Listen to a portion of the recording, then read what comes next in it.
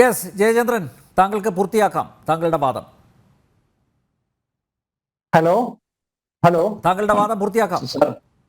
അല്ല, ഞാൻ പറഞ്ഞില്ല, ഞാൻ വാദിക്കാനോ ജയിക്കാനോ വന്നിരിക്കുന്നതല്ലെന്ന് ഞാൻ താങ്കളോട് എപ്പോഴും പറയാറുള്ള ആളാണ്.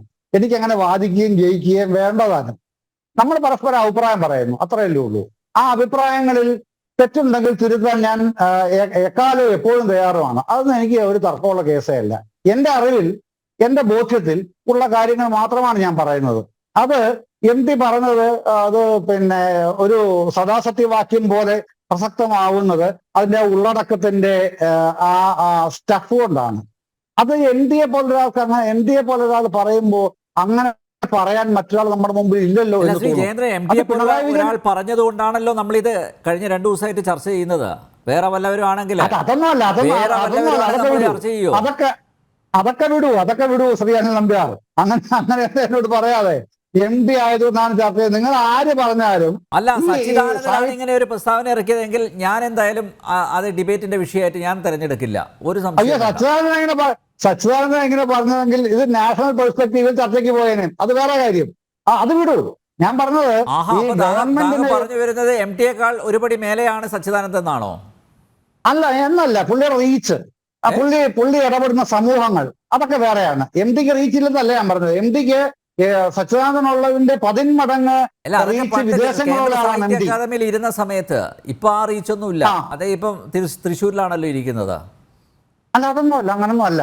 എനിക്ക് സത്യമാഷ നന്നായിട്ട് അറിയാവുന്ന ഒരാളാണ്. അങ്ങനൊന്നും അല്ല. അത് വിടൂ, അത് വേറെ കാര്യമാണല്ലോ. അത് വിട്ടുകളയൂ. അതിന്റെ ഒരു എത്രയോ ഇരട്ടിയാണ് MT-ക്ക് വിദേശങ്ങളുള്ള ആരാധകർ. അതല്ലേ ഞാൻ പറഞ്ഞത്. അതുമല്ല. അപ്പം പ്രശ്നം അതല്ല. MT അങ്ങനെ പറഞ്ഞു എന്നുള്ളതാണ്. പ്രത്യേകിച്ചും കേരള ലിറ്ററേച്ചർ ഫെസ്റ്റിവലിൽ മുഖ്യമന്ത്രിയെ ഇരുത്തി പഠിപ്പിച്ചു എന്നാണല്ലോ ആ സമയത്ത് വന്ന ബ്രേക്കിംഗ് ന്യൂസ് ആയിട്ട് തന്നെ വന്നതിന്റെ തലക്കെട്ടുകൾ. അങ്ങനെയല്ലേ നമ്മൾ കണ്ടതല്ലേ.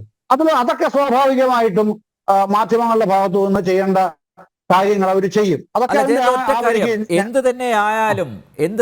എന്ത് തന്നെയായാലും ഭരണാധികാരിയാവട്ടെ ഒരു സാധാരണക്കാരനാവട്ടെ സ്വയം വിമർശനാത്മകമായി ചിന്തിക്കേണ്ടതല്ലേ?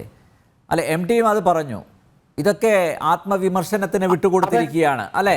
എന്നിട്ടും യാഥാർത്ഥ്യങ്ങൾ ഒരു നിമിഷം അതിപ്പോ നരേന്ദ്രമോദിയെ കുറിച്ചാവട്ടെ ആരെക്കുറിച്ചും ആവട്ടെ, എങ്കിലും യാഥാർത്ഥ്യങ്ങൾ ഉൾക്കൊള്ളാൻ ഞാൻ ഇപ്പോഴും തയ്യാറല്ല എന്ന് ഒരാൾ അങ്ങനെ ഒരു നിലപാടിൽ ഉറച്ചു നിൽക്കുമ്പോൾ ആ തൊലിക്കട്ടി അപാരമാണ് എന്ന് തന്നെയല്ല മനസ്സിലാക്കേണ്ടത്. അത് സത്യത്തിൽ അനിലമ്പ്യാർ, താങ്കൾക്ക് അറിയാത്ത ആളാണ് ശ്രീ പിണറായി വിജയൻ എന്നൊന്നും ഞാൻ കരുതുന്നില്ല കേട്ടോ. എനിക്കറിയാവുന്ന പിണറായി വിജയൻ ആയാലും താങ്കൾ പറയുന്ന പിണറായി വിജയൻ അല്ല. താങ്കൾക്ക് അറിയാത്ത ആളും അല്ല. അദ്ദേഹത്തിന്റെ സ്വഭാവങ്ങളും രീതികളും പ്രത്യേകതകളും ഒന്നും അല്ലല്ല. പക്ഷെ താങ്കൾ പറഞ്ഞതിൽ ഒരു കാര്യം ഞാൻ പറയട്ടെ. ഞാൻ പറയട്ടെ ശ്രീ അനിൽ നമ്പ്യാർ, ഞാൻ പറയട്ടെ. ഇതില് അദ്ദേഹം പറയുന്നുണ്ടല്ലോ, MT പറയുന്നുണ്ടല്ലോ, ശിഥിലീകരണത്തിന്റെ കാര്യകാരണങ്ങളെ അപഗ്രഥിക്കുക എന്നതാണ് അതിനെ നിഷേധിച്ചില്ലെന്ന് സങ്കല്പിക്കുന്നതിന് പകരം ജാഗ്രതയോടെ ചെയ്യേണ്ടത്. ഏറ്റവും പ്രസക്തമായ ഒരു നിരീക്ഷണമല്ലേ അത് റീഹിനെ ഉദ്ധരിച്ചാണ് അദ്ദേഹം പറയുന്നതെങ്കിലും അദ്ദേഹം അത് ആവർത്തിക്കുമ്പോൾ അത് വളരെ പ്രസക്തമല്ലേ? ഇവിടെ ഇത് ചെയ്യണം എന്ന് ഉണ്ടെങ്കിൽ അത് വാസ്തവത്തിൽ കേരളീയ പൊതുസമൂഹത്തിൽ അത് ചെയ്യേണ്ടത്, ഞാൻ കരുതുന്നത് അത് CPM എന്ന പാർട്ടിയാണ്, അതിന്റെ ഇപ്പോഴത്തെ സെക്രട്ടറിയായ ശ്രീ MV ഗോവിന്ദനാണ് എന്നാണ് ഞാൻ പറയുക. കാരണം വ്യക്തിപരമായി വ്യക്തിപരമായി പിണറായി വിജയനെ ഞാൻ അറിയുന്ന പിണറായി വിജയൻ ഈ പറഞ്ഞ ദുർഗുണങ്ങളുടെ വിളനിലമല്ല. പക്ഷേ സംഘടന എന്നുള്ള നിലയിൽ ഗോവിന്ദ മാഷക്ക് ചെയ്യാൻ കഴിയുന്ന കാര്യങ്ങൾ ഒട്ടനവധിയുണ്ട്. MD പിണറായി വിജയനെ കുറിച്ച് ഇങ്ങനെ ഒരു പബ്ലിക് പ്ലാറ്റ്ഫോമിൽ ഒന്നും പറയാൻ പറ്റാത്ത അവസ്ഥയാണ്, ദുരവസ്ഥയിലാണ് ഞാനിരിക്കുന്നത്. ഒരുപക്ഷെ വിദ്യാസാഗർ വ്യക്തിപരമായ പറയാൻ പറ്റില്ല ശ്രീ ജയേന്ദ്രൻ. പിണറായി ഞാൻ പറഞ്ഞില്ല, ഞാൻ എന്റെ ബോധ്യങ്ങളിൽ നിന്നാണ് ഞാൻ ഒരു നാട്ടുകാരനാണ്, അതുകൊണ്ട് എനിക്ക് കുറെ കൂടി കാര്യങ്ങൾ അറിയാം. അറിഞ്ഞതിനേക്കാളും കൂടുതലായി അറിയാവുന്ന ഒരാളാണ്. കാരണം ഞാൻ ആ നാട്ടുകാരനാണ്. എൻ്റെ വീട്ടിൽ നിന്നൊരു 10 മിനിറ്റ് സഞ്ചരിച്ചു കഴിഞ്ഞാൽ പിണറായിയുടെ വീട്ടിലെത്താൻ സാധിക്കും. വ്യക്തിപരമായ കാര്യങ്ങൾ പലതും എനിക്ക് ഈ ഇങ്ങനെ ഒരു സദസ്സിൽ പറയാൻ പറ്റില്ല. അല്ല ഞാൻ പറയുന്നത് അനിൽ നമ്പ്യാർ, ഞാൻ പറയുന്നത് ഇത്തരം അദ്ദേഹത്തിന്റെ MT-യുടെ ഈ വന്ന വിലപ്പെട്ട അഭിപ്രായങ്ങളെ നമ്മളങ്ങനെ ഏതെങ്കിലും വ്യക്തിയിലേക്ക് കേന്ദ്രീകരിച്ച് ലഘൂകരിക്കാൻ ശ്രമിക്കാതെ അതിനെ അഡ്രസ് ചെയ്യാനായിട്ട് ഇപ്പോ CPIM എന്ന രാഷ്ട്രീയ പാർട്ടി തയ്യാറാവണം എന്ന് ഞാൻ അഭിപ്രായപ്പെടുന്നയാളാണ്. ഈ ചർച്ചയിൽ ഞാനിത് പറയുകയാണ്. അതിന്റെ അഭിപ്രായം അങ്ങനെയാണ്. ഇത് കോൺഗ്രസും BJPയും ഒക്കെ അഡ്രസ് ചെയ്യേണ്ട ഒരുപാട് കാര്യങ്ങൾ, ഉള്ളടക്കങ്ങൾ ഇതിന്റെ അകത്ത്.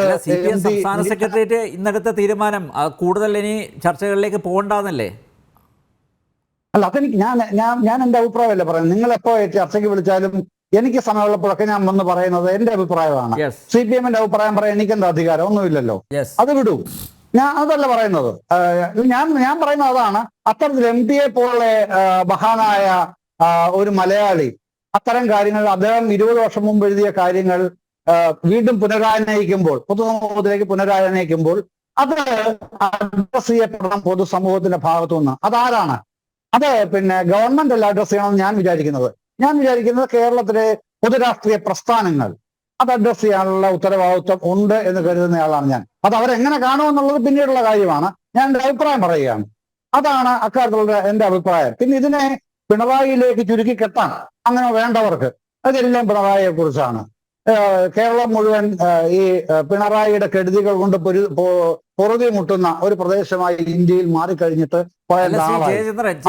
ജയചന്ദ്രൻ, ഇപ്പൊ കഴിഞ്ഞ ദിവസങ്ങളിലാണല്ലോ ഈ വ്യക്തി പൂജ അത് കുറെ കൂടി അതായത് പൂർവാധികം ശക്തമായിട്ട് നമ്മുടെയൊക്കെ ശ്രദ്ധയിൽപ്പെട്ടത് അല്ലേ? വ്യക്തിപൂജ, ആ വ്യക്തിപൂജയെക്കുറിച്ച് പോലും MT പരാമർശിച്ചു. അപ്പോൾ ആരെ ആയിരുന്നു പൂജിച്ചുകൊണ്ടിരുന്നത്? കേരളത്തിന് ദൈവം നൽകിയ വരദാനം എന്ന് പറഞ്ഞത് പിണറായിയെക്കുറിച്ചല്ലേ, അല്ലെ നരേന്ദ്രമോദിയെക്കുറിച്ചാണോ?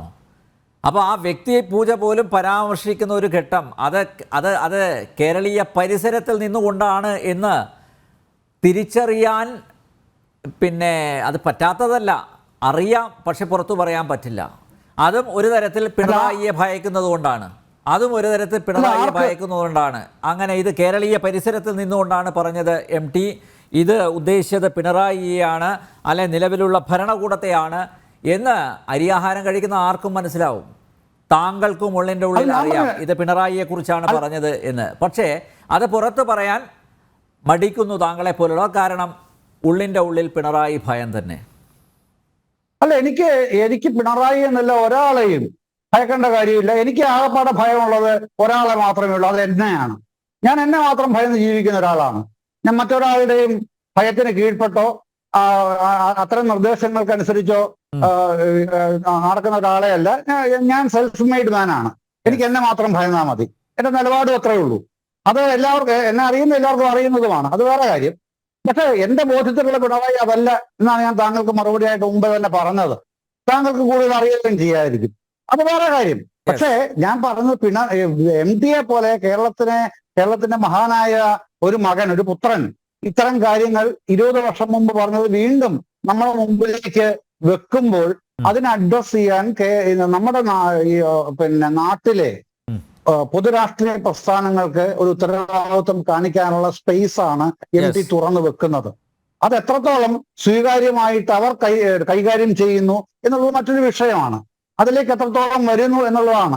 അതിനു പകരം അത് നരേന്ദ്രമോദിയെ പറ്റിയാണ് എന്ന് അവർക്ക് പറയാം, ഇത് പിണറായി വിജയനെ പറ്റിയാണെന്ന് നിങ്ങളെ പോലുള്ളവർക്ക് പറയാം. ഞാൻ അങ്ങനെ കാണാത്ത ആളാണ്. ഇത് പിണറായി വിജയനെ പറ്റിയോ നരേന്ദ്രമോദിയെ പറ്റിയോ എന്നുള്ള നിലയ്ക്കല്ല MT-യെ പോലുള്ള ആൾ കാണുന്നത്. കാരണം അത്തരത്തിലുള്ള സ്വഭാവമുള്ള മനുഷ്യനല്ല ശ്രീ MT വാസുദേവൻ നായർ എന്ന മഹാനായ മലയാളി. അത് പുള്ളിയെ താങ്കൾക്കറിയാമല്ലോ MT എന്താണെന്നുള്ളത്. ഞാൻ പറയേണ്ട കാര്യമൊന്നുമില്ല. പിന്നെ പ്രത്യേകിച്ച് വിദ്യാസാഗർ ഗുരുമൂർത്തി അവിടെ താമസിക്കുന്ന ആളാണ്. ഏതാണ്ട് MT-യുടെ അടുത്ത് തന്നെയാണല്ലോ താമസിക്കുന്നത്. പൊതുവായ ധാരണയും ഉണ്ടാവും എന്താണ് ആ മനുഷ്യൻ എന്നുള്ളത്. അപ്പൊ ഞാൻ അങ്ങനെ കാണുന്ന ആളാണ്. ശ്രീ ശിവപ്രസാദ്, ഈ രാഷ്ട്രീയക്കാരുടെ എച്ചിൽ തീനികളെ അധപ്പതിച്ചിരിക്കുന്ന ഒരു വിഭാഗം കേരളത്തിലെ സാഹിത്യ സാംസ്കാരിക നായകന്മാർ, അങ്ങനെ പറയാൻ പറ്റുമോ? നട്ടല് നിവർത്തി ഇത് തെറ്റാണ് എന്ന് പറയാനുള്ള ആർജവം ഒരു സാഹിത്യകാരനോ സോക്കോൾഡ് സാംസ്കാരിക നായകരോ അതിനൊന്നും തയ്യാറാവുന്നില്ല. ആത്യന്തികമായി എന്തെങ്കിലുമൊക്കെ കിട്ടും. ഈ ഭരണകൂടത്തെ ഇതേപോലെ ഈ വ്യക്തിപൂജ അല്ലെങ്കിൽ സ്തുതിപാഠനം ഇതൊക്കെ നടത്തിക്കഴിഞ്ഞാൽ എന്തെങ്കിലുമൊക്കെ ഞങ്ങൾക്ക് കിട്ടും, ബെനിഫിറ്റ് കിട്ടും. അത് പ്രതീക്ഷിച്ച് നിൽക്കുന്നവർ തന്നെയാണ് ഇവരിൽ ഭൂരിഭാഗവും. പിന്നെ മറ്റൊരു കാര്യം, ഈ പറഞ്ഞ പോലെ വിമർശിച്ചു കഴിഞ്ഞാൽ ഒരുപക്ഷെ തിക്തഫലങ്ങൾ അനുഭവിക്കേണ്ടി വരും. അങ്ങനെ ഒരു ഭയം, അതിൻ്റെ അടിസ്ഥാനത്തിൽ വിമർശനത്തിൽ നിന്ന് മാറി നിൽക്കുന്നവരും ഉണ്ട്. പക്ഷേ അങ്ങനെ ഉള്ളൊരു വിഭാഗമായി അധപ്പതിക്കേണ്ടവർ ആണോ നമ്മുടെ സാഹിത്യ സാംസ്കാരിക നായകന്മാർ? മാറേണ്ടതല്ലേ? MT ഒരു മാറ്റത്തിന് തിരി തെളിച്ചു എന്നാണ് എന്നെപ്പോലുള്ളവർ കരുതിയത്. വളരെ ശുഭാപ്തി വിശ്വാസത്തോടു കൂടിയാണ് ഞങ്ങൾ ഇന്നലെ അതിനെ നോക്കിക്കണ്ടത്. പക്ഷേ MT പോലുള്ള ഒരാൾക്ക് പോലും പിന്മാറേണ്ടി വന്നു. അങ്ങനെ ഒരു സാഹചര്യമാണ് കേരളത്തിൽ നിലനിൽക്കുന്നത്. അത് താങ്കളെപ്പോലുള്ളവരെ ഉത്കണ്ഠപ്പെടുത്തുന്നില്ലേ ഡോക്ടർ ശിവപ്രസാദ്? തീർച്ചയായിട്ടും ഇക്കാര്യത്തിൽ നമ്മുടെ എഴുത്തുകാർ സ്വീകരിച്ച നിലപാടുകൾ പരിശോധിക്കുമ്പോഴാണ് നമുക്കിതിന്റെ ഭീകരാവസ്ഥ വ്യക്തമായിട്ട് മനസ്സിലാക്കാൻ കഴിയുക. അത് MTയുടെ പ്രസ്താവനയ്ക്ക് ശേഷമുള്ള പ്രതികരണം മാത്രമായിട്ടല്ല ഞാൻ കാണുന്നത്. പകരം കുറെ നാളുകളായിട്ട്, കുറെ വർഷങ്ങളായിട്ട് നമ്മുടെ എഴുത്തുകാർ എങ്ങനെയാണ് സമൂഹത്തോട് പ്രതികരിച്ചത്, സമൂഹത്തിലെ പ്രശ്നങ്ങളോട് പ്രതികരിച്ചത് എന്ന് നമ്മൾ തിരിച്ചറിയുമ്പോഴാണ്. നമുക്കറിയാം, NS മാധവൻ എന്ന് പറയുന്ന എഴുത്തുകാരൻ, അദ്ദേഹം ഹിഗ്വിറ്റ എന്നുള്ളൊരു കഥ എഴുതി, വളരെ പ്രശസ്തമായ കഥയാണ്. ആ കഥയിൽ അദ്ദേഹം ജബ്ബാർ എന്ന് പറയുന്ന ഒരു വില്ലനെ അവതരിപ്പിച്ചിട്ടുണ്ട്. ആ ജബ്ബാർ എന്നുള്ള വില്ലൻ മുസ്ലിം ആയത് കൊണ്ട് ഈ കഥ മുസ്ലിം വിരുദ്ധ കഥയാണ് എന്ന് ഒരു നിരൂപകം പറയുകയുണ്ടായി. AT അൻസാരി എന്ന നിരൂപം പറയുകയുണ്ടായി. നമുക്കറിയാം അത്. അപ്പൊ അതിന് NS മാധവൻ കൊടുത്തിട്ടുള്ള മറുപടി അദ്ദേഹം വിദ്യാർത്ഥിയായിരിക്കുമ്പോൾ പറഞ്ഞിട്ടുള്ള അബദ്ധമാണ് എന്നാണ് പറഞ്ഞിട്ടുള്ളത്. മാത്രമല്ല, എനിക്ക് മുസ്ലിം വിരോധമൊന്നുമില്ല എന്നാണ് അദ്ദേഹം പറഞ്ഞിട്ടുള്ളത്. വാസ്തവത്തിൽ മലയാള സാഹിത്യ രംഗത്തെ ഏറ്റവും വർഗീയമായിട്ടുള്ള ഒരു കാഴ്ചപ്പാടിന്റെ ഒരു ആരംഭമായിരുന്നു അത്. ഇത് ഞാൻ പറഞ്ഞതല്ല, അത് ഡോക്ടർ VC സുധീരനെ പോലുള്ള നിരൂപകർ അവർ ചൂണ്ടിക്കാണിയതാണ്. എന്നിട്ട് പോലും NS മാധവന് അത് തിരിച്ചറിയുവാനോ അത് പ്രതികരിക്കാനോ കഴിയുന്ന കാരണം NS മാധവൻ പോലുള്ള എഴുത്തുകാരൻ ഒരു പൊതുബോധത്തിൽ കെട്ടപ്പെട്ടുകയാണ്. ഈ പൊതുബോധം എന്ന് പറയുന്നത് വോട്ട് ബാങ്ക് രാഷ്ട്രീയം കൃത്യമായിട്ട് നിർമ്മിക്കുന്ന ഒരു പൊതുബോധമാണ്. ആ പൊതുബോധത്തിന്റെ അകത്താണ് എഴുത്തുകാർ ഒക്കെ ഉള്ളത്. അതുകൊണ്ട് അദ്ദേഹത്തിന് ഒരിക്കലും ഈ കഥ ഇങ്ങനെ വായിച്ച് തെറ്റായി പോയി എന്ന് പറയാൻ കഴിയുന്നില്ല. പകരം അതൊരു വിദ്യാർത്ഥിയുടെ ഒരു മോശം അല്ലെങ്കിൽ ഒരു തെറ്റായിട്ടുള്ള അല്ലെങ്കിൽ ഒരു അറിയാത്ത ഒരാളുടെ ഒരു വായനയായിട്ടാണ് കണ്ടത്. അപ്പൊ ഇങ്ങനെ എഴുത്തുകാർ ഇങ്ങനെ ഒരു പൊതുബോധത്തിൽ, കാരണം ഈ കൃത്രിമമായി സൃഷ്ടിച്ച ഒരു പൊതുബോധത്തിൽ മാത്രമാണ് ഇവിടെ നിൽക്കുന്നത്. വേറൊരു ഉദാഹരണം എന്ന് പറയുന്നത് നമുക്കറിയാം, ഈ സന്തോഷ് ചിക്കൻ എന്ന് പറയുന്ന ഒരു യുവ കഥാകൃത്തിന്റെ ബിരിയാണി എന്നുള്ള കഥയുണ്ട്. ആ കഥയിൽ 2 കഥാപാത്രങ്ങൾ, അത് നെഗറ്റീവ് കഥാപാത്രങ്ങളാണ്. 2 കഥാപാത്രങ്ങൾ മുസ്ലിം കഥാപാത്രങ്ങളാണ്. അതുകൊണ്ട് ഈ കഥ മുസ്ലിം വിരുദ്ധ കഥയാണ് എന്ന് പറഞ്ഞുകൊണ്ട് സന്തോഷ് ചിക്കൻ ഹിന്ദുത്വവാദിയാണ് എന്നൊക്കെ ഒരു സോഷ്യൽ മീഡിയ പ്ലാറ്റ്ഫോമിൽ ആരോപണം ഉണ്ടായപ്പോൾ സന്തോഷ് ചിക്കാനും അതിനോട് പ്രതികരിച്ചത് എങ്ങനെയാണ്? ഒരിക്കലുമല്ല, ഞാൻ ഒരു ഹിന്ദുത്വവാദിയല്ല, ഞാൻ മുസ്ലിം വിരുദ്ധനുമല്ല, കാരണം ഞാൻ എൻ്റെ കുട്ടിക്കാലത്തൊക്കെ മുസ്ലിം വീടുകളിൽ പോയിട്ട് ആഹാരം കഴിച്ചിട്ടുണ്ട് എന്നൊക്കെ അദ്ദേഹം പറഞ്ഞിട്ട് അദ്ദേഹം തന്റെ സ്വത്വം, മതേതര സ്വത്വം തെളിയിക്കാൻ വേണ്ടി പാടുപെടുന്നത് നമ്മൾ കണ്ടിട്ടുണ്ട്. ഇതുപോലെ തന്നെ ഇതിനേക്കാളും ഒരു നല്ല ഉദാഹരണമാണ് സുഭാഷ് ചന്ദ്രനെ കുറിച്ചിട്ട് സക്രി നടത്തിയിട്ടുള്ള ഒരു പ്രസ്താവന. സുഭാഷ് ചന്ദ്രന് തപസ്യ എന്നുള്ള സാംസ്കാരിക സംഘടന ഒരു അവാർഡ് കൊടുത്തപ്പോൾ സക്കറിയ വിമർശിച്ചു. കാരണം ഇദ്ദേഹം അത് വാങ്ങാൻ പാടില്ലായിരുന്നു എന്ന് പറഞ്ഞുകൊണ്ട്.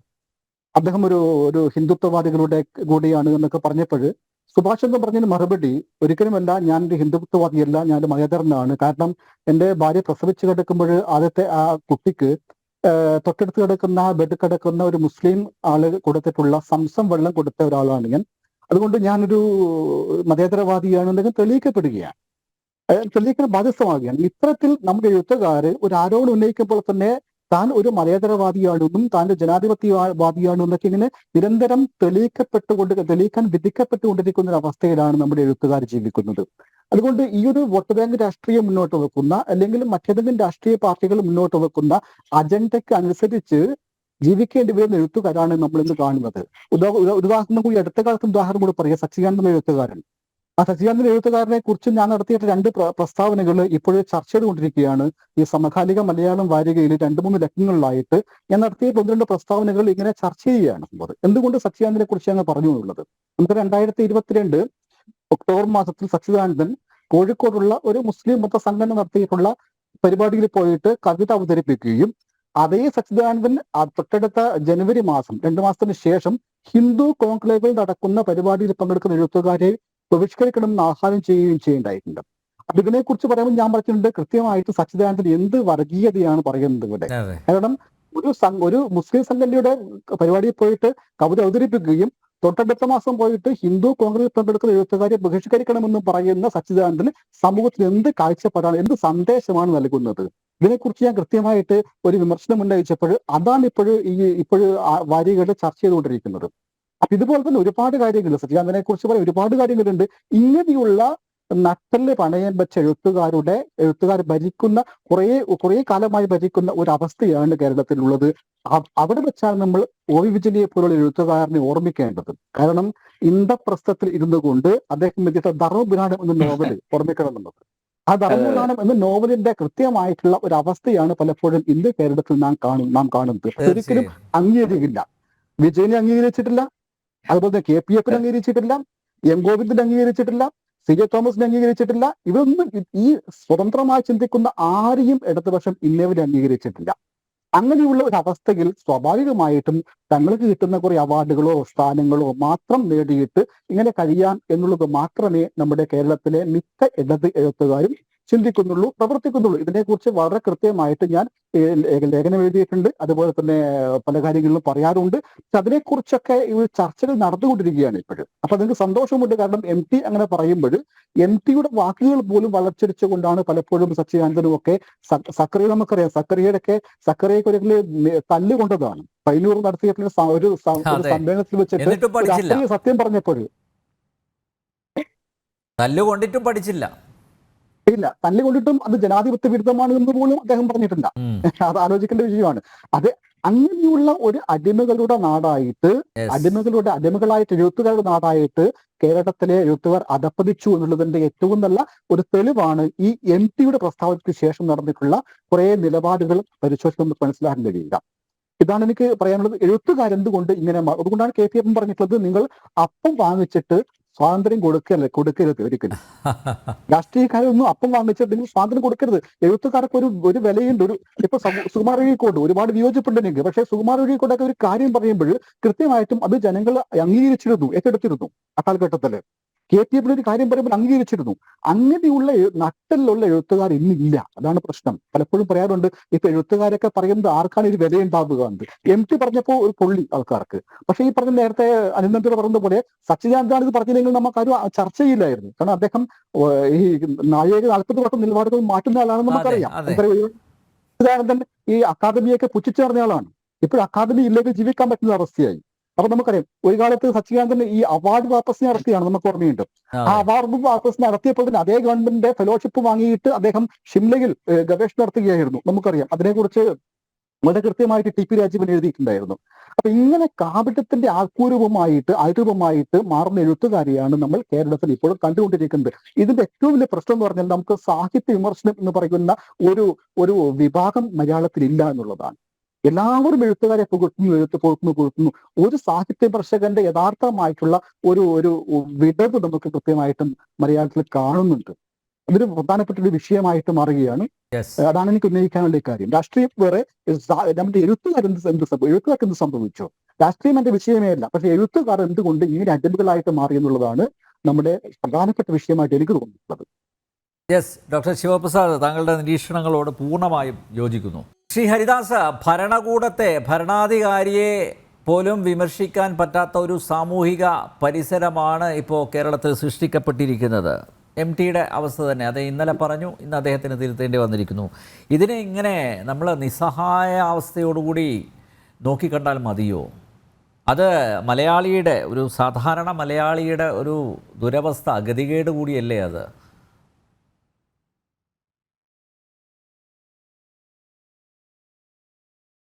ഇതിന് അത്തരമൊരു വിഷയത്തെ കുറിച്ചിട്ട് നമ്മളത് കഴിഞ്ഞു കഴിഞ്ഞാൽ അത് പ്രതിപക്ഷത്തിന്റെ പറഞ്ഞില്ലേ, അവരുടെ പരാധീനതകളിലേക്ക് കടക്കേണ്ടി വരും. അപ്പൊ അതിലേക്ക് കടക്കുന്നില്ലേ? ഇതാരാണ്? ഈ മലയാളി തന്നെ ഉണ്ടാക്കിയ ആപത്താണ്. ശ്രീ ജയചന്ദ്രൻ ഇവിടെ പറഞ്ഞിട്ടുള്ള ഒരു കാര്യം ഞാൻ എടുത്തു പറയുകയാണ്. പിണറായിയുടെ ഭരണം പൊറുതിമുട്ടുന്ന സംസ്ഥാനമായി കേരളം മാറി എന്നൊരു വിഭാഗത്തിന്റെ ആരോപണങ്ങളെ ഇത്തരം ചാനൽ ചർച്ചകളിൽ വിമർശിക്കപ്പെടുന്നു എന്നാണ് അദ്ദേഹം പറഞ്ഞത്. എൻ്റെ പ്രിയപ്പെട്ട ജയചന്ദ്രൻ സാർ, അങ്ങയോട് ഞാൻ ചോദിക്കട്ടെ, ഈ EMS തൊട്ടിട്ട്, അച്യുതാനന്ദൻ തൊട്ടിട്ട്, PK വാസുദേവൻ നായർ തൊട്ടിട്ട്, അച്യുത മേനോൻ തൊട്ടിട്ട് ഇങ്ങോട്ട് വന്നു കഴിഞ്ഞാൽ ഏത് ഗവൺമെൻറ്റിനെയാണ്, ഏത് മുഖ്യമന്ത്രിയെയാണ്, ഏത് ഭരണത്തെയാണ് ജനങ്ങൾ പൊറുതിമുട്ടിയ ഭരണമായിട്ട് കണ്ട് ഇത്തരത്തിൽ അവഹേളിക്കാനും ഇത്തരത്തിൽ ചിത്രീകരിക്കാനും ശ്രമിച്ചിരിക്കുന്നത്? ആരെയും കണ്ടിട്ടില്ല. ഏതൊരുവൻ്റെ ജന്മം കൊണ്ടാണോ അവൻ്റെ വംശം സമുന്നതിയെ പ്രാപിക്കുന്നത് അവനാണ് ജനിച്ചവൻ. അതിന് മാറ്റം വേണം. ഏതൊരുവൻ്റെ ജന്മം കൊണ്ടാണോ അവൻ്റെ പാർട്ടി പ്രവർത്തകർ സമുന്നതിയെ പ്രാപിക്കുന്നത് അവനാണ് ജനിച്ചവൻ എന്ന ഒരു തത്വം നടപ്പിലാക്കിയ ഒരു മുഖ്യമന്ത്രിയാണ് കേരളത്തിലെ. പൊതുജനങ്ങൾക്ക് നീതി കിട്ടുന്നില്ല. പാർട്ടി പ്രവർത്തകർക്ക് ജോലി കിട്ടുന്നു, പാർട്ടി പ്രവർത്തകർക്ക് അവരുടേതായ എല്ലാ കാര്യങ്ങളും നടത്തുന്നു, പാർട്ടി പ്രവർത്തകർക്ക് പോലീസിൽ നിന്ന് പ്രൊട്ടക്ഷൻ കിട്ടുന്നു. ഇതിനൊന്നും യാതൊരു വ്യത്യാസവുമില്ല, ഇതിനൊന്നും യാതൊരു സംശയവുമില്ല. പക്ഷെ പാർട്ടി പ്രവർത്തകരല്ലാത്തവർക്കും ഇവിടെ നീതി കിട്ടണം, പാർട്ടി പ്രവർത്തകർക്കല്ലാത്തവർക്കും ഇവിടെ ജീവിക്കണം, പാർട്ടി പ്രവർത്തകരല്ലാത്തവർക്കും പോലീസിൽ നിന്ന് നീതി ലഭിക്കണം. ഇത്തരം കാര്യങ്ങൾ ഈ മുഖ്യമന്ത്രി അലംഭാവം കാണിച്ചതുകൊണ്ടാണ് ഈ മുഖ്യമന്ത്രിക്ക് ജനങ്ങളിൽ നിന്നും അത്തരത്തിലുള്ള ഒരു വാക്ശരം അല്ലെങ്കിൽ അത്തരത്തിലൊരു ആരോപണം ഏൽക്കേണ്ടി വന്നതെന്ന് താങ്കൾ മനസ്സിലാക്കണം. പിന്നെ താങ്കൾ പറഞ്ഞു സച്ചിദാനന്ദന്റെ കാര്യം പറഞ്ഞു. അതായത് റീച്ചോ റേഞ്ചോ ഞാൻ കൃത്യമായിട്ട് കേട്ടില്ല. ഇനി റീച്ച് ആയാലും റേഞ്ച് ആയാലും ഈ സച്ചിദാനന്ദനും ഈ കമൽ എന്ന് പറയുന്ന മലയാള സിനിമാ സംവിധായകനും അതുപോലെ തന്നെ ശ്രീ ബാലചന്ദ്രൻ ചുള്ളിക്കാടിനും അതുപോലെ തന്നെ ഈ അശോകൻ ചെരുവിലിനൊക്കെ ഒരു റീച്ചും റേഞ്ചും ഒക്കെ ഉണ്ടായിരുന്ന ഒരു കാലം ഉണ്ടായിരുന്നു ശ്രീ ജയചന്ദ്രൻ. അതൊക്കെ പോയ കാര്യം താങ്കൾ അറിഞ്ഞിട്ടില്ല. ഇന്ന് അവരെ കുറിച്ചിട്ടൊക്കെ സാധാരണക്കാരായ ഒരു പാർട്ടിയിലും പെടാത്ത ഒരു 10% ജനങ്ങൾ മൂക്കത്ത് വിരൽ വെച്ചുകൊണ്ട് കാക്രിച്ച് തുപ്പിക്കൊണ്ടാണ് സംസാരിക്കുന്നത് എന്ന വിഷയം കൂടി താങ്കൾ മനസ്സിലാക്കണം. ഇപ്പോൾ അവരുടെ ആരാധകർ കൂടിയിട്ടുണ്ടായിരിക്കാം. കാരണം അവരിപ്പോൾ ഭയഭക്തി ബഹുമാനത്തോട് കൂടിയിട്ട് പിണറായി സ്തുതികൾക്ക് അടിമപ്പെട്ടപ്പോൾ അവർക്ക് ആരാധകർ കൂടിയിട്ടുണ്ടായിരിക്കാം. പക്ഷെ അവരെ യഥാർത്ഥത്തിൽ വിലയിരുത്തിയിരുന്ന ഒരു സമൂഹം കേരളത്തിൽ നിന്ന് അവരിൽ നിന്ന് അകന്നുപോയി. താങ്കൾ ഈ MT വാസുദേവൻ നായരുടെ ഈ സംഭവം 20 വർഷം മുമ്പ് എഴുതപ്പെട്ടതാണ് എന്ന് പറഞ്ഞിട്ട് MN കാരശ്ശേരിയാണ് അതിനെ ആമുഖം എഴുതിയത് എന്ന് പറഞ്ഞു. അതേ MN കാരശ്ശേരി ഇന്നത്തെ മാതൃഭൂമി പത്രത്തിൽ ഈ MTയുടെ മുഴുവൻ പ്രസംഗത്തിന് താഴെ അദ്ദേഹം ഒരു വിശകലനം എഴുതിക്കൊണ്ട് അദ്ദേഹം അതിനെ അവസാനിപ്പിച്ചിരിക്കുന്നത് താങ്കൾ ചിന്തിക്കുന്നതോ MN കാരശ്ശേരി പറയാനിടയുണ്ടെന്ന് താങ്കൾ സങ്കല്പിക്കുന്നതോ ആയ രീതിയിലല്ലല്ലോ ശ്രീ ജയചന്ദ്രൻ.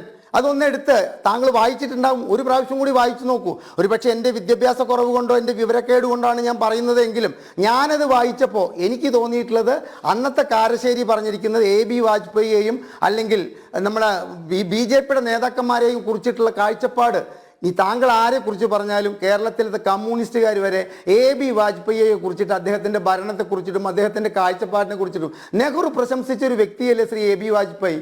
അപ്പോൾ അദ്ദേഹത്തെ കുറിച്ചിട്ടൊന്നും ഇങ്ങനെ MTക്ക് ആ കാലത്തും പറയാൻ പറ്റില്ല, ഇന്ന് AB വാജ്പേയി ജീവിച്ചിരുന്നുവെങ്കിൽ ഇക്കാലത്തും പറയാൻ പറ്റില്ല.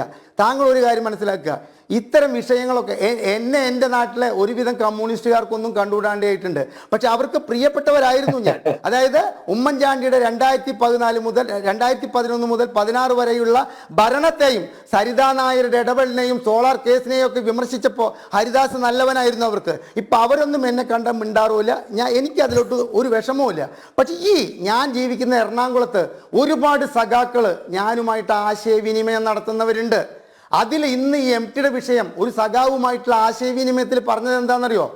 EMS ഈ കാലഘട്ടത്തിൽ ജീവിച്ചിരുന്നുവെങ്കിൽ ഈ ആർഭാടപ്രിയനാകുമായിരുന്നു ഹരിദാസെ എന്നാണ് പറഞ്ഞത്. എന്നിട്ട് അദ്ദേഹം പറഞ്ഞ് അവസാനിപ്പിച്ച വാക്ക് താങ്കൾ കേൾക്കണം. കവിള് പുഴുത്താൽ തുപ്പാം, തൊണ്ട പുഴുത്താൽ ഇറക്കാനേ വഴിയുള്ളൂ. അതായത് ഇതാണ് ഇന്നത്തെ ഈ പിണറായി വിജയനെയും ഈ കമ്മ്യൂണിസ്റ്റ് സർക്കാരിനെയും അനുകൂലിക്കുന്നവരുടെ ഗതി. അതാണ്, തൊണ്ട പുഴുത്താൽ ഇറക്കാനേ വഴിയുള്ളൂ. അപ്പൊ അവരൊക്കെ അനുകൂലിക്കുന്നത് ഇത്തരത്തിലൊരു അവസ്ഥയിൽ ഈ പാർട്ടിയാണ് വലുത്, ഈ പ്രസ്ഥാനമാണ് വലുത്, ഈ പ്രത്യയശാസ്ത്രമാണ് വലുത് എന്ന് പറയുന്ന വലിയൊരു ജനവിഭാഗത്തെ കൂടി മുഷിപ്പിച്ചുകൊണ്ടുള്ള പിണറായി ഭരണത്തെയും ഭരണശൈലിയെയും ജനങ്ങൾ നേരിടുന്ന ബുദ്ധിമുട്ടിനെയും MT എന്ന് പറയുന്ന മഹാനിൽ മഹാനായ വിശ്വപൗരനായ ഒരു വ്യക്തി വിമർശിച്ചപ്പോൾ ജനങ്ങൾക്ക് പറയാനുള്ളതാണ് അദ്ദേഹം പറഞ്ഞത് എന്ന് ജനങ്ങൾ വിശ്വസിച്ചു. അത് എന്ത് സമ്മർദ്ദത്തിൻ്റെ പേരിലായാലും അദ്ദേഹം അത് പിൻവലിച്ചിട്ടുണ്ടെങ്കിൽ അത് കേരളത്തിലെ ജനങ്ങളോട് ചെയ്യുന്ന വലിയൊരു അനീതിയായിരുന്നു എന്ന കാര്യം ശ്രീ MT വാസുദേവൻ നായർ ഇത് കേട്ടിട്ടില്ലെങ്കിൽ പോലും ഞാൻ പറയുകയാണ്, ജനങ്ങൾക്ക് വേണ്ടി പറയുകയാണ്. അത് അങ്ങേയറ്റം തെറ്റായിട്ടുള്ള കാര്യമാണ്. കാരണം മറിയക്കുട്ടി വിളിച്ചു പറഞ്ഞത് ഗ്രാമീണ ശൈലിയിലുള്ള കാര്യങ്ങളാണ്. മറിയക്കുട്ടി പിന്നീട് ചെയ്തിട്ടുള്ളതിനോടും എനിക്ക് യോജിപ്പില്ല. അത് ഏത് രാഷ്ട്രീയ പാർട്ടി വിളിച്ചാലും ഞാൻ പോവും എന്നൊക്കെ പറയുമ്പോൾ അവരൊരു രാഷ്ട്രീയക്കാരുടെ ഒരു CPM വിരുദ്ധത അവരിലുണ്ട് എന്നുള്ളൊരു പരിവേഷം അവർ തന്നെ സ്വയം ചാർത്തിയ സ്ഥിതിക്ക്.